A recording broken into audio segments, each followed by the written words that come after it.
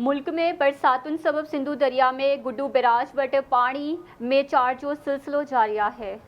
तफ़सील ॿुधाए रहियो आहे सैयद वसीम शाह। KPK बलोचिस्तान पंजाब में चौमासी जी बरसातुनि खां पोइ सिंधु दरिया में पानी जी वाध जो सिलसिलो जारी है। हिन टाइम मौजूद आहियां गुड्डू बैराज ते। गुड्डू बैराज में पानी जो मथो वेकरो 1,94,855 क्यूसिक रिकॉर्ड किया वियो है। गुड्डू बैराज में पानी जो हेठो वेकरो 1,67,467 क्यूसिक रिकॉर्ड किया वियो है। गुड्डू बैराज का निकरंदड़ 20 फीटर, घोटकी फीटर, फट फीटर केनाल में भी पानी की चाढ़ जो सिलसिलो जारी है। जॾहिं असांजी इन हवाले सां आपाशी खाते सां ॻाल्हि ॿोल थी तो उन्हनि जो इहो चवणो हो त हिन हफ़्ते मज़ीद पानी अचण जो इम्कान है। जी।